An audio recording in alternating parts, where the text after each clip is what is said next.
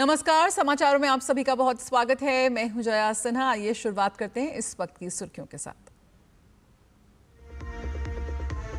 केंद्रीय गृह मंत्री अमित शाह का पश्चिम बंगाल दौरा। कोलकाता में करेंगे केंद्रीय फोरेंसिक विज्ञान प्रयोगशाला का उद्घाटन। विशेष संगठनात्मक बैठक समेत कई अन्य कार्यक्रमों में होंगे शामिल।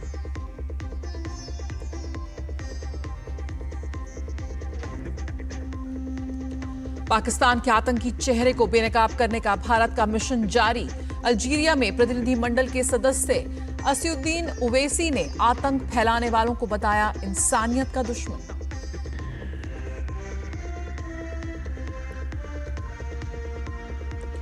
ईरान ने जमा किया परमाणु बम बनाने से ज्यादा यूरेनियम। अंतर्राष्ट्रीय परमाणु ऊर्जा एजेंसी ने किया खुलासा। तेहरान और वॉशिंगटन के बीच संभावित परमाणु समझौते पर पड़ सकता है असर।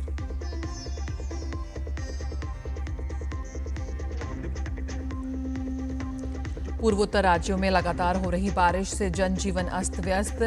असम में अब तक 3 लोगों की मौत। सिक्किम में भूस्खलन अगले 7 दिन तक।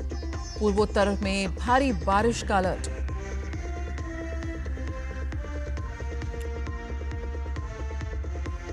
और आईपीएल में आज मुंबई और पंजाब के बीच होगा दूसरा क्वालिफायर मुकाबला। आज की विजेता टीम 3 जून को फाइनल में भिड़ेगी आरसीबी से।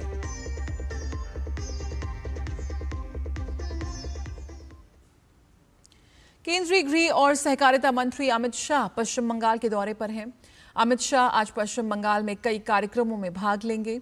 वे कोलकाता में केंद्रीय फोरेंसिक विज्ञान प्रयोगशाला CFSL के नए भवन का उद्घाटन करेंगे। इसके साथ ही विजय संकल्प कार्यकर्ता सम्मेलन को संबोधित करेंगे। अमित शाह अपने दौरे के दौरान विशेष संगठनात्मक बैठक में भी भाग लेंगे। इससे पहले कोलकाता पहुंचने पर गृह मंत्री अमित शाह का स्वागत किया गया। ऑपरेशन सिंदूर आउटरीच के तहत भारत के सर्वदलीय प्रतिनिधि मंडल दुनिया भर में पाकिस्तान के आतंकी चेहरे को बेनकाब कर रहे हैं। इसी क्रम में भाजपा सांसद बैजयंत पांडा के नेतृत्व में सर्वदलीय प्रतिनिधि मंडल इस समय अल्जीरिया में है।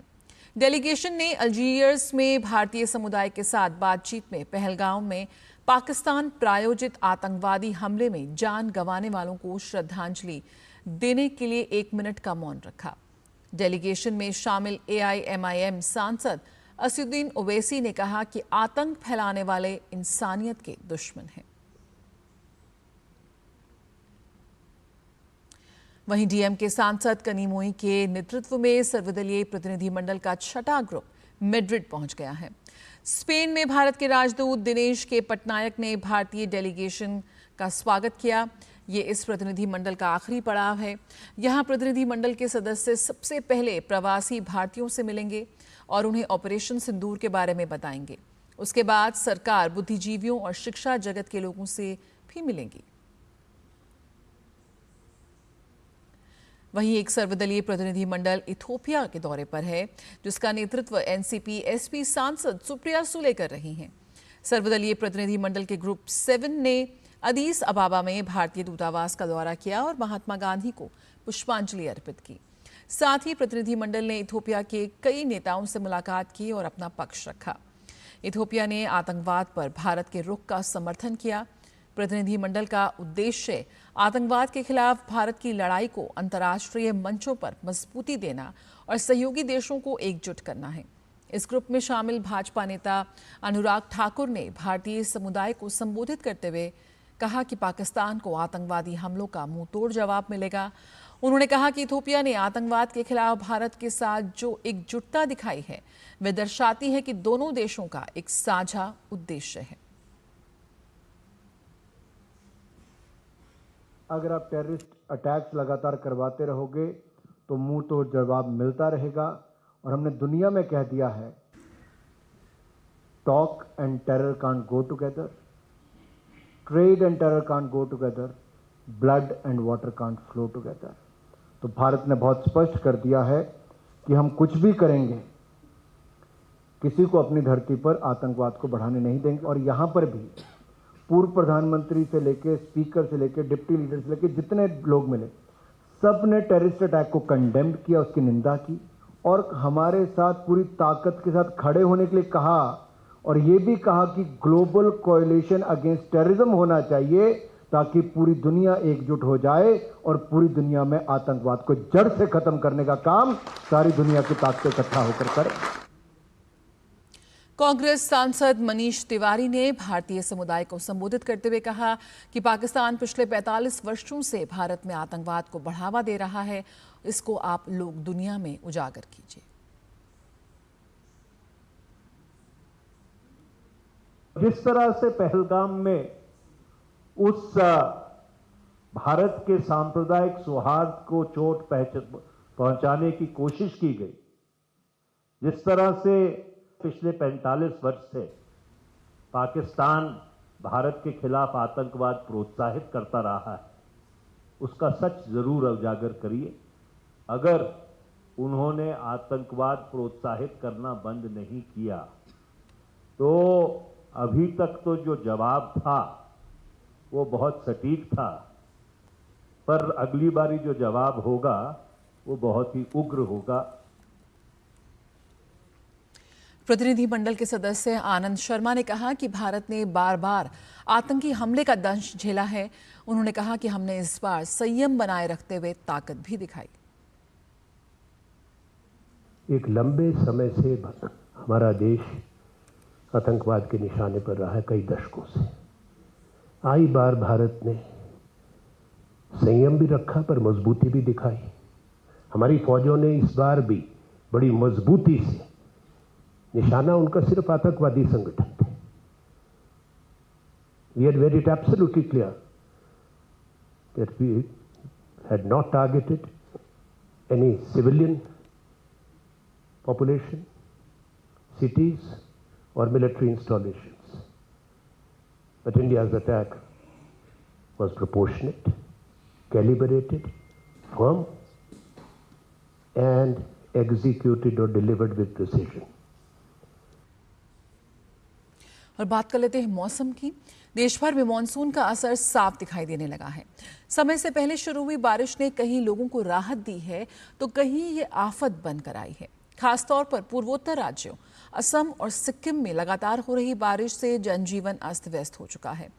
दरअसल उत्तर पश्चिमी बंगाल की खाड़ी के ऊपर बने गहरे दबाव के कारण लगातार तीसरे दिन पूर्वोत्तर क्षेत्र में अत्यधिक भारी बारिश जारी रही। अगले 7 दिन तक पूर्वोत्तर में व्यापक से मध्यम बारिश जारी रहने की संभावना है। आईएमडी ने आज असम, मेघालय, नागालैंड, मणिपुर, मिजोरम, त्रिपुरा में अलग अलग स्थानों पर बहुत भारी बारिश की उम्मीद के साथ ऑरेंज अलर्ट जारी किया है। 29 मई से असम में लगातार बारिश जारी है। राज्य में 3 मौत की पुष्टि हुई है। असम के 12 जिलों के 20 राजस्व सर्कल और 175 गांव बाढ़ के पानी से जूझ रहे हैं। पूरे राज्य में 14 नावें तैनात की गई हैं। बाढ़ से 58,000 से ज्यादा लोग प्रभावित हुए हैं। राज्य भर में 16 राहत शिविरों में 6,000 से ज्यादा लोग रह रहे हैं। राष्ट्रीय आपदा प्रतिक्रिया बल और राष्ट्रीय आपदा प्रतिक्रिया बल के कर्मचारी फंसे हुए लोगों को निकालने के लिए सहयोग कर रहे हैं। तो यहाँ पे पूर्वोत्तर राज्यों में बारिश का ऑरेंज अलर्ट है। तो लगातार भारी बारिश जारी है। जीवन अस्त व्यस्त हो गया है। असम खासतौर पर और जो पूर्वोत्तर राज्य हैं सिक्किम, वहां पर भारी बारिश की वजह से लोगों को खासी परेशानी का सामना करना पड़ रहा है। अगले 7 दिन तक भारी से मध्यम बारिश जारी रहने की संभावना भी जताई है। गौरतलब है कि 29 मई से लगातार बारिश जारी है असम में और यहां पर आईएमडी की तरफ से ऑरेंज अलर्ट भी जारी किया गया है। मॉनसून समय से पहले आया है। देश के कई इलाकों में बारिश का असर देखने को मिल रहा है, लेकिन पूर्वोत्तर राज्यों में भारी बारिश ने जनजीवन अस्त व्यस्त कर दिया है।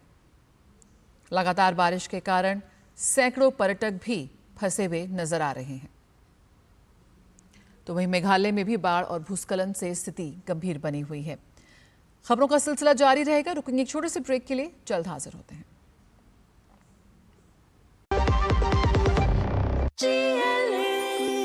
जो लक्ष्य चुना था समझ आने लगा है। जीएलए यूनिवर्सिटी, उच्च लक्ष्यों की निश्चित प्राप्ति। विभाग अनेक कंप्लेंट बॉक्स 1। किसी भी सरकारी दफ्तर, विभाग या बैंक से जुड़ी शिकायत के लिए pgportal.gov.in पर जाएं, रजिस्टर करें, संबंधित विभाग चुनें, शिकायत दर्ज करें और ट्रैकिंग आईडी नोट करें। एसएमएस या ईमेल पर एक्नॉलेजमेंट पाएं और शिकायत का जवाब सीधे मंत्रालय से प्राप्त करें। अब तक 1 करोड़ 12 लाख से अधिक भारतीयों ने भरोसा जताया। सीपी ग्राम्स, आपकी हर शिकायत का हल। अभी शिकायत दर्ज करें pgportal.gov.in। कम समय में ज्यादा मुनाफा, बस एक क्लिक में। कमाल है। अनजान लिंक्स पर क्लिक मत कीजिए। आरबीआई कहता है जानकार बनिए, सतर्क रहिए। डॉक्टर दादू, ये प्रीमियम क्या होता है? बेटा, प्रीमियम मतलब समझ लो पेट्रोल। जब तक कार में पेट्रोल है तब तक कार चलेगी, पेट्रोल खत्म कार स्टॉप। पर पापा, इस बार पेट्रोल खत्म होने पर भी कार चलती रहेगी। वो कैसे? LIC के जीवन लाभ में प्रीमियम पेमेंट हो जाए स्टॉप, पर पॉलिसी के फायदे चलते रहते हैं। मतलब अब लाइफ की गाड़ी चलेगी नॉन स्टॉप। LIC, हर पल आपके साथ।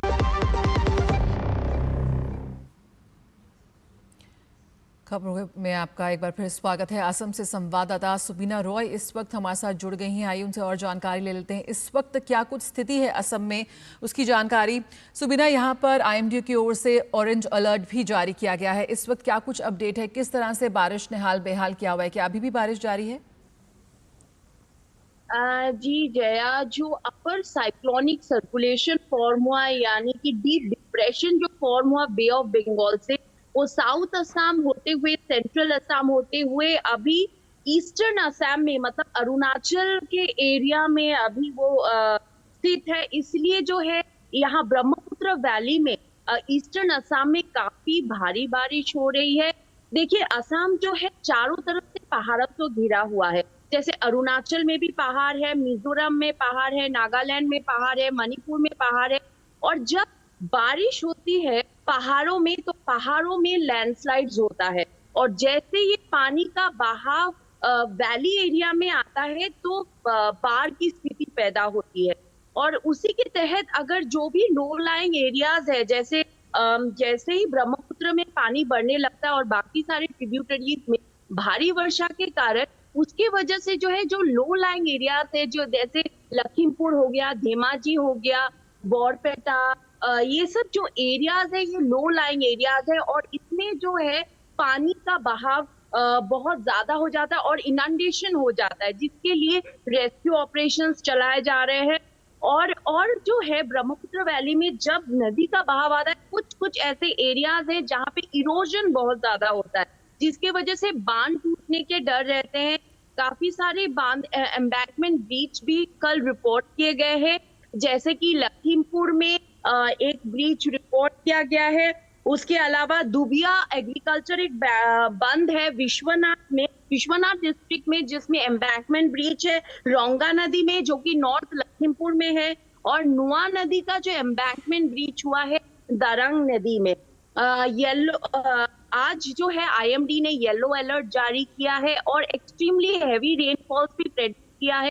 नागालैंड, मिजोरम, अरुणाचल प्रदेश हो गया, असम हो गया, और येलो अलर्ट है काफी सारे असम के डिस्ट्रिक्ट में, जैसे धुबरी हो गया, साउथ सालमारा हो गया, ग्वालपारा हो गया, बोरपेटा, बोंगाईगांव के लिए।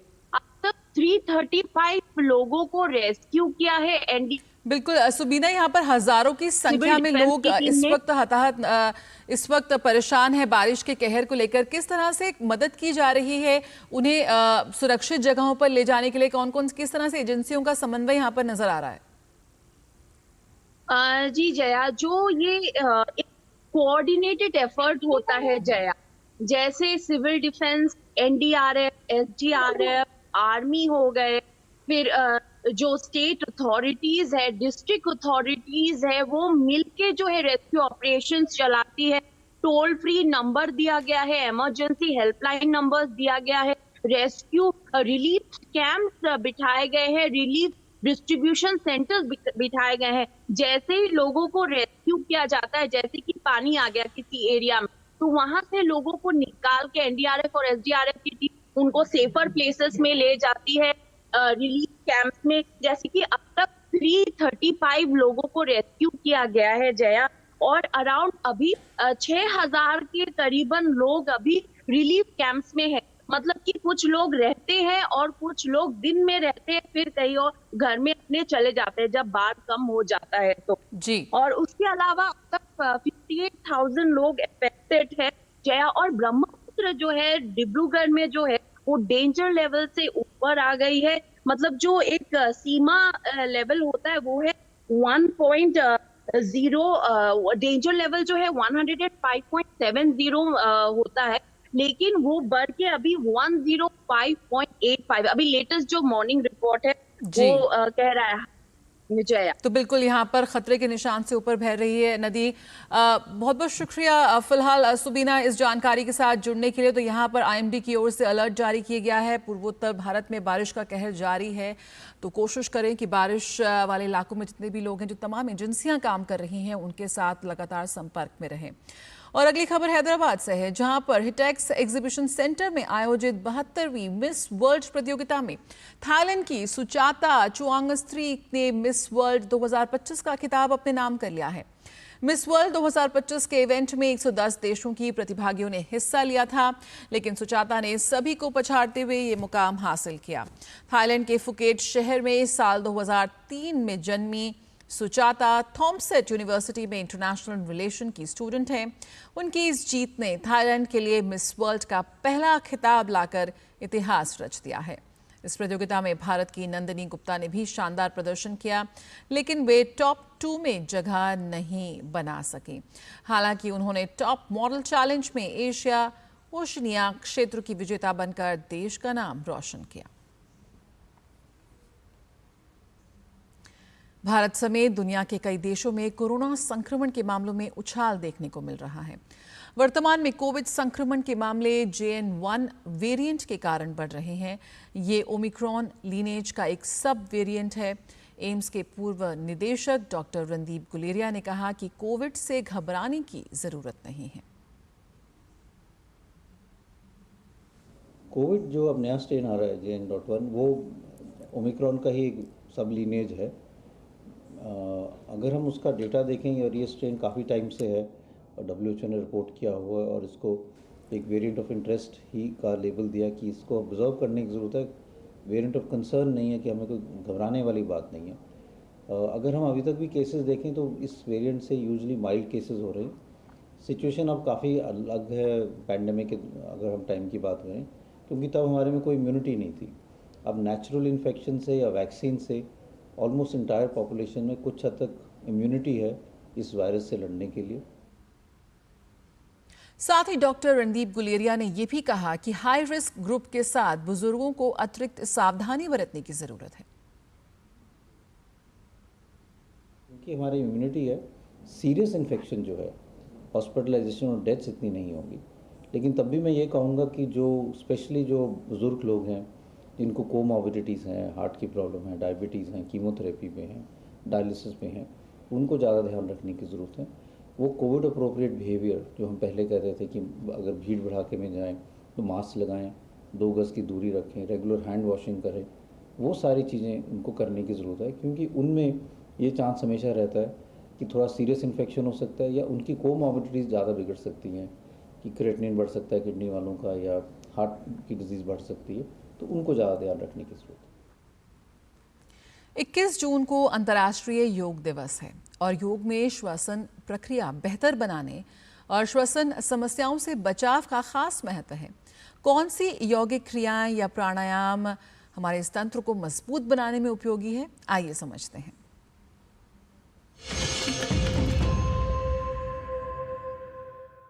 आज हम 2 प्राणायाम का अभ्यास करेंगे जो कि हमारी सांस लेने की शक्ति को बढ़ाने के लिए बहुत ही लाभदायक साबित होने वाले हैं। तो सबसे पहले हम अभ्यास करेंगे इंटरकॉस्टल ब्रीदिंग का, जिसके लिए हम किसी भी मेडिटेटिव पोस्चर में बैठ के स्पाइन को सीधा रख के 4 फिंगर्स को रिब्स के लो पार्ट पे रखेंगे, 4 फिंगर्स को सामने, थंब को पीछे रखते हुए अच्छे से इनहेल करेंगे जब हम इनहेल करेंगे तो हमें ऐसा फील होगा कि हमारे रिब्स एक्सपांड होते हैं, और जब हम एक्सहेल करेंगे तो वो रिलैक्स होंगे। Inhale 1 2 3, exhale 1 2 3, inhale 1 2 3, exhale 1 2 3। इस प्रकार से कम 5 से 10 बार करेंगे। 3 सेकंड के लिए हम इनहेल कर रहे हैं और 3 सेकंड के लिए एक्सहेल कर रहे हैं। ये था हमारा इंटरकॉस्टल ब्रीदिंग। अभी हम दूसरे प्राणायाम का अभ्यास करेंगे जिसका नाम है डायफ्रामेटिक ब्रीदिंग, जो कि हम लेट के अभ्यास करने वाले हैं। उसके लिए धीरे से हाथ और एल्बो का सपोर्ट लेते हुए पीठ के बल लेट जाएंगे। लेटने के बाद दोनों लेग्स को फोल्ड कर देंगे, पैरों के बीच में हिप डिस्टेंस। नीज़ को हम हल्का ज्वाइन कर सकते हैं। राइट पाम को नेवल पे रखेंगे और लेफ्ट आर्म को हल्का दूर रखेंगे। जब हम सांस भरेंगे अच्छे से तो हमारा पेट थोड़ा सा ऊपर की ओर जाएगा, और जब हम सांस छोड़ेंगे तो धीरे से नीचे जाएगा।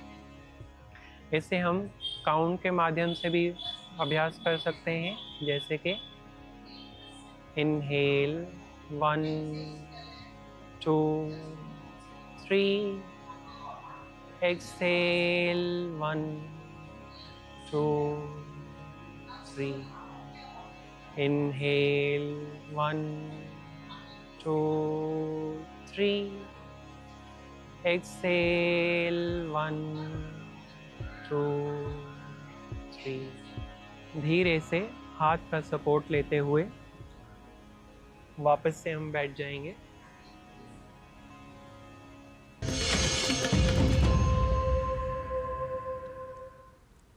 तो ज़रूर योग को अपनी दैनिक दिनचर्या में अपनाएं। अंतर्राष्ट्रीय खबरों में अमेरिका और ईरान के बीच परमाणु वार्ता के दौरान संयुक्त राष्ट्र की परमाणु निगरानी संस्था अंतर्राष्ट्रीय परमाणु ऊर्जा एजेंसी की एक रिपोर्ट में बड़ा खुलासा हुआ है। रिपोर्ट में कहा गया है कि ईरान ने परमाणु हथियार बनाने के लिए संवर्धित यूरेनियम का भंडार और बढ़ा लिया है। इसमें बताया गया है कि 17 मई तक ईरान ने 60% तक संवर्धित 408.6 किलोग्राम यूरेनियम जमा कर लिया है। इससे पहले फरवरी में जारी पिछली रिपोर्ट में ये मात्रा 274.8 किलोग्राम बताई गई थी। IAEA ने ईरान से तत्काल अपना यूरेनियम कार्यक्रम रोकने की मांग की है। अमेरिका ने अंतर्राष्ट्रीय परमाणु ऊर्जा एजेंसी की रिपोर्ट के बीच ईरान को संभावित परमाणु समझौते पर एक प्रस्ताव भेजा है। ईरान के विदेश मंत्री ने कहा कि वे राष्ट्रीय हितों और लोगों के अधिकारों के अनुरूप अमेरिकी प्रस्ताव का जवाब देंगे। 2001 से हर साल 1 जून को संयुक्त राष्ट्र के खाद्य और कृषि संगठन द्वारा विश्व दुग्ध दिवस के रूप में मनाया जाता है, ताकि वैश्विक भोजन के रूप में दूध के महत्व को स्वीकार किया जा सके और डेयरी क्षेत्र का जश्न मनाया जा सके। भारत 1998 से दूध उत्पादन में पहले स्थान पर है और वैश्विक दूध उत्पादन में 25% का योगदान देता है। देखिए ये खास रिपोर्ट। भारत का दूध उत्पादन पिछले 10 वर्षों में 63.56% बढ़कर 2014-15 में 146.3 मिलियन टन से 2023-24 के दौरान 239.2 मिलियन टन हो गया है।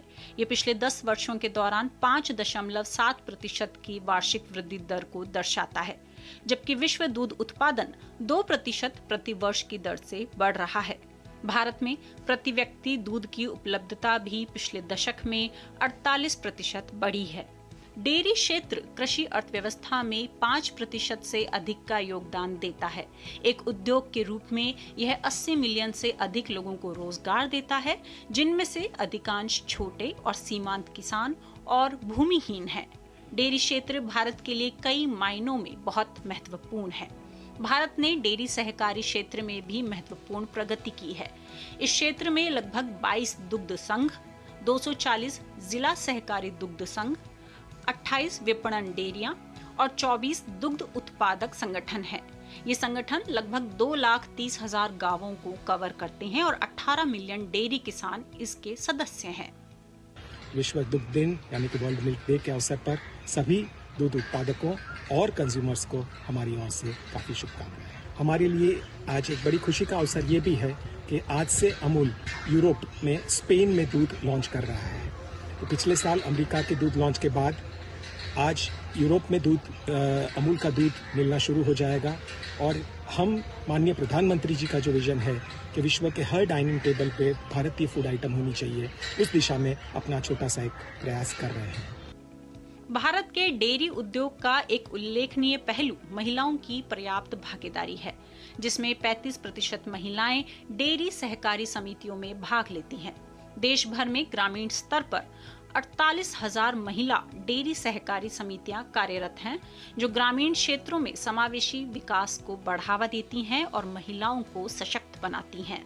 सरकार द्वारा उठाए जा रहे कई उपायों के साथ साथ डेयरी विकास में निजी क्षेत्र की बढ़ती भूमिका के साथ भारत को आने वाले दशकों में दूध उत्पादन और दूध प्रसंस्करण में अपनी वृद्धि को बनाए रखने की उम्मीद है। राष्ट्रीय डेयरी विकास कार्यक्रम के लिए बजट में संशोधित वृद्धि का उद्देश्य दूध की खरीद, प्रसंस्करण क्षमता और गुणवत्ता नियंत्रण को बढ़ाना भी है। किसानों के लिए बाजार पहुंच बढ़ाना और मूल्य संवर्धन के माध्यम से बेहतर मूल्य निर्धारण के साथ साथ ग्रामीण आय और विकास को बढ़ाने के लिए डेयरी आपूर्ति श्रृंखला को मजबूत करना है। पशुपालन अवसंरचना विकास निधि, राष्ट्रीय गोकुल मिशन, राष्ट्रीय पशुधन मिशन जैसी कई अन्य निधियों और योजनाओं से उद्यमिता विकास और नस्ल सुधार, पशु चिकित्सा सेवाओं की क्षमता निर्माण, रोग निगरानी और व्यक्तियों के लिए पूंजी ऋण पर भी ध्यान केंद्रित किया जा रहा है। मेघना देव और अजीत द्विवेदी की रिपोर्ट, डीडी न्यूज। और बात करें आईपीएल की, तो आईपीएल के दूसरे क्वालिफायर मुकाबले में आज मुंबई इंडियंस और पंजाब किंग्स आमने सामने होंगे। पंजाब किंग्स को पहले क्वालिफायर में आरसीबी के खिलाफ हार का सामना करना पड़ा था। वहीं मुंबई इंडियंस ने एलिमिनेटर में गुजरात टाइटंस को मात दी थी। तीसरे क्वालिफायर मैच की विजेता टीम 3 जून को फाइनल में आरसीबी से भिड़ेगी। इंडियन प्रीमियर लीग के क्वालिफायर 2 में मुंबई इंडियंस का सामना पंजाब किंग्स से होगा। क्वालिफायर 2 का ये नॉकआउट मुकाबला 1 जून को अहमदाबाद के नरेंद्र मोदी स्टेडियम में खेला जाएगा। पंजाब किंग्स की टीम आरसीबी से हारकर क्वालिफायर 2 में पहुंची है, जबकि मुंबई इंडियंस एलिमिनेटर मुकाबले में गुजरात टाइटंस को हराकर पहुंची है। मुंबई इंडियंस और पंजाब किंग्स में क्वालिफायर 2 जीतने वाली टीम खिताबी मुकाबले में आरसीबी से भिड़ेगी। इस लिहाज से क्वालिफायर 2 का ये मुकाबला दोनों टीमों के लिए बेहद अहम रहने वाला है। इतिहास के पन्नों पर अगर गौर करें तो पंजाब किंग्स साल 2014 में क्वालिफायर 1 में कोलकाता नाइट राइडर्स से हार का सामना करना पड़ा था, लेकिन चेन्नई सुपर किंग्स के खिलाफ क्वालिफायर 2 में जीतकर फाइनल में टीम ने जगह बनाई थी। हालांकि पंजाब केकेआर के खिलाफ तब फाइनल हार गई थी। साल 2014 में पंजाब के पास ये एकमात्र मौका था जब टीम आईपीएल को अपना बना सकती थी, लेकिन टीम फाइनल मुकाबला हार गई थी। दूसरी ओर मुंबई रिकॉर्ड अब तक 6 बार आईपीएल फाइनल में पहुंची है और 5 बार फाइनल जीतकर खिताब अपने नाम किया है। मुंबई इंडियंस की टीम को साल 2011 में क्वालिफायर 2 में रॉयल चैलेंजर्स बैंगलोर से हार का सामना करना पड़ा था। इसके अलावा दूसरी बार 2023 में मुंबई क्वालिफायर 2 में हार गई थी। तब उस मैच में गुजरात टाइटंस ने जीत हासिल की थी। साल 2013 में मुंबई क्वालिफायर 1 में चेन्नई सुपर किंग्स से हार गई और क्वालिफायर 2 में राजस्थान रॉयल्स को हराकर टीम ने आईपीएल के खिताब को अपना बनाया था। वहीं 2017 में Mumbai rising Pune super giant से हारी, लेकिन केकेआर के खिलाफ क्वालिफायर 2 में जीती। फाइनल में पुणे को हराकर मुंबई ने अपना दूसरा खिताब हासिल किया था। अब अगर पंजाब किंग्स क्वालिफायर 2 और फाइनल दोनों जीत जाती है तो मुंबई इंडियंस के बाद क्वालिफायर 1 हारने के बाद खिताब जीतने वाली दूसरी आईपीएल टीम बन जाएगी। मुंबई और पंजाब किंग्स के बीच आईपीएल में अब तक कुल 32 मैच हुए हैं, जिसमें पंजाब को 15 मैचों में जीत मिली है, तो वहीं मुंबई की टीम 17 मैच जीतने में सफल रही है। क्वालिफायर 2 के लिए रिजर्व डे रखा गया है। ऐसे में यदि 1 जून को बारिश के कारण मैच नहीं होता है तो मैच को 2 जून को पूरा किया जाएगा। अगर रिजर्व डे भी बारिश से धुलता है तो उस स्थिति में मैच को रद्द कर दिया जाएगा। ऐसे में उस टीम को फाइनल का टिकट मिलेगा जो आईपीएल 2025 की पॉइंट्स टेबल में आगे होगी। ऐसे में पंजाब किंग्स को इसका फायदा मिलेगा। Sports desk, DD news. इसी के साथ समाचारों में फिलहाल इतना ही। मुझे दीजिए इजाजत। नमस्कार।